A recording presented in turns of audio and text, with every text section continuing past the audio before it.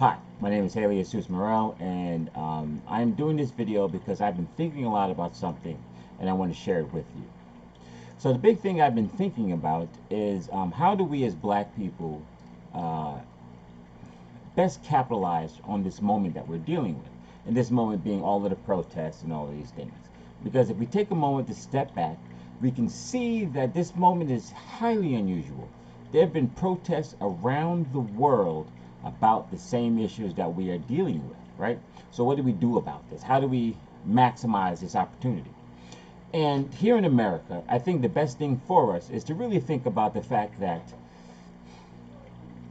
legally, right, on the statutes, other than a few places around the country, there are no actual laws that discriminate specifically against Black people. Those things are generally gone. The issues we have are policies and basic thought processes that still exist within government that paint us in a false image and allows the powers that be to not focus on us, right? So how do we change those things, right? Because our problems are with the actual people in office, they're with the legislators, governors, across the board. What we need to do is vote. Voting is our best defense against these policies and thought processes, right? So how does that help us? It helps us because it allows us to put people in office who are thinking about, or at least has ideas for policies that will benefit us. Okay, all of that makes sense. Here's the thing.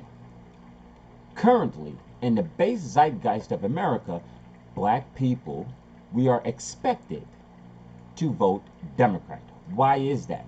Is that because democratic ideals fall in line with the people we are and the things we want out of life? Or is it because the other party is racist, has been painted as racist, and to even think on a conservative idea, that's racist? Okay, racism has nothing to do with political alignments, all right? The closest that you can say to that is the manifestation of the racism. Republicans will tend to be the outward, violent, problem causing racists, and Democrats will be your pat you on the head.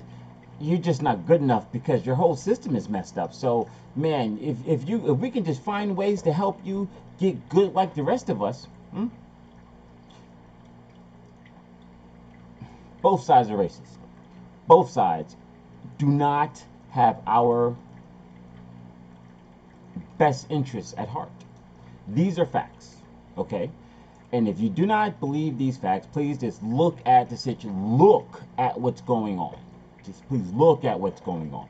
Look at some of the numbers. Look at Black unemployment. Look at the median income of Black families. These across the country, all over the place.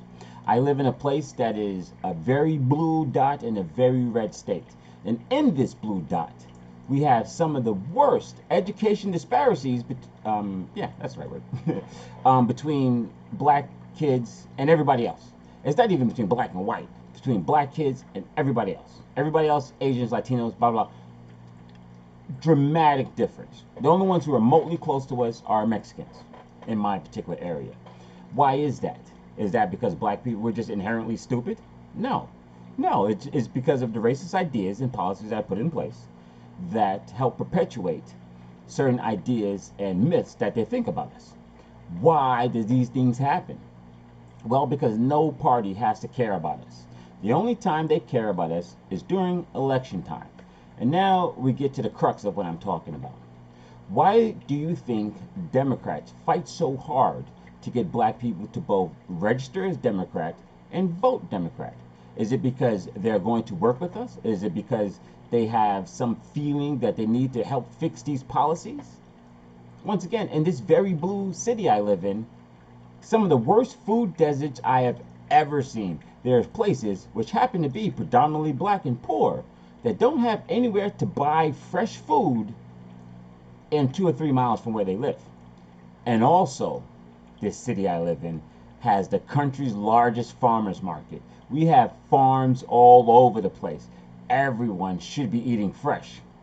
But, you know, black, brown, and poor people don't get the opportunity to in this very blue city I live in. Okay? So it's not the political party. That's not the issue, right? The issue is our problems are not on the agenda ever. Okay. How do we change that? The only way to change that is to get politicians in office who actually care about all of the people, who actually want things to happen. Okay. Back to the Democrats and the thing that I'm talking about. The reason why Democrats, even though they have no real intention on helping us, the reason why they really need us and they really need us to vote Democrat is because of public funding. Okay? Public funding is this general fund that all parties, if there were other parties we had, they would also be able to partake of this fund. But this for all parties to dip in to help campaigns so there's kind of an even fair footing. How is this money distributed? Well, basically, it depends on how many seats you hold and also how many registered voters of your party voted along party lines. So the more people are registered as Democrat and vote Democrat, the more they can pull from this public fund. Now, why is this a problem for us? This is a problem for us because people across the board, because of the public fund, their candidates don't really have to concern themselves so much, right? Because the way things work, marketing tells you what to do. If I can get my face in front of you and you're already leaning in my direction, you're probably going to vote for me. So how do I do that? I need funding. I got public funding from the party. I can go on and do it, even though I have not demonstrated any of the things that I said originally that I was going to get in and do. I can just say, oh, politics, oh, and vote for me again. This time I'll do it. This time I'll do it. This time, right? Okay. This is a cycle that's going on, and it continually happens. Why? Because the major contributors, the major supporters, they're the ones who get things done for them. Who is that? It is corporations. It is large super PACs. It is all of these other entities that are not the people that get to pour money into politics and get to say, hey, this and this and this and this. Okay, cool. What can we do about that? We need to get politicians, first off, we need to get politicians in office who wish to change this. And the only politicians we can get in office who wish to change this will have to be new politicians who are not already indoctrinated into the system. That's a side note. Back to the thing.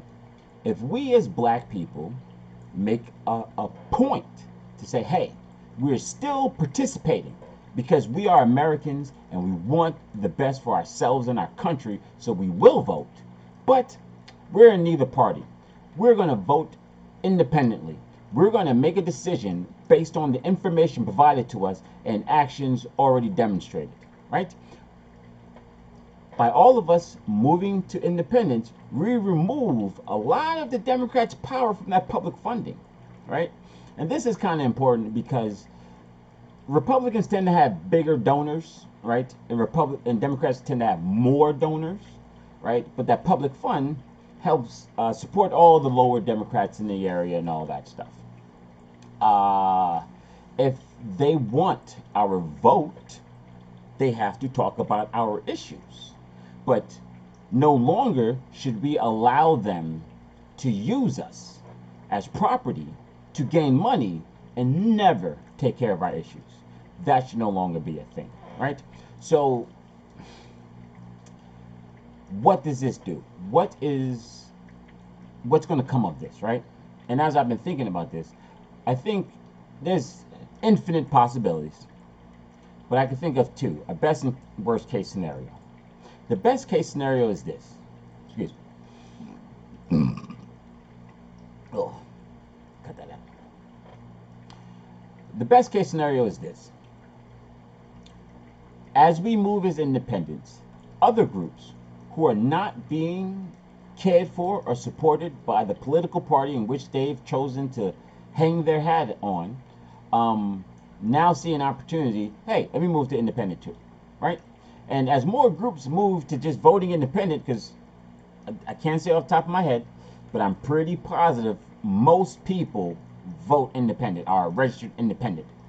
As black people, if we was to do that, then all of a sudden we get brought into that mix of, wait a minute, oh, we don't have a guaranteed black vote.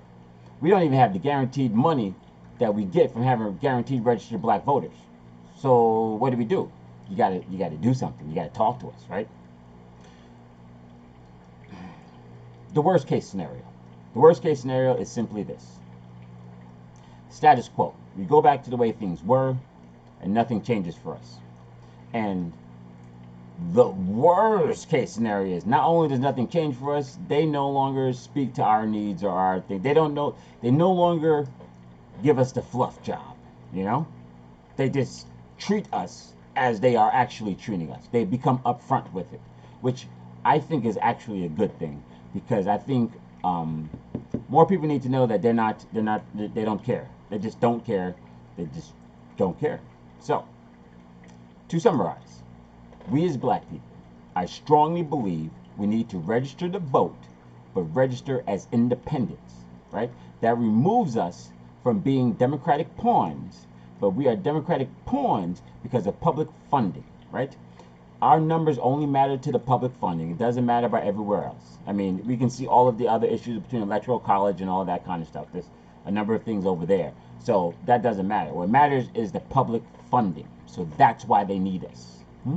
So we move out of that, become independents, vote for people who talk and speak and demonstrate that they are actually about our alignments. I think that is an appropriate way to move forward as a people. All right, so that's just it. That's just a thought. Thank you very much.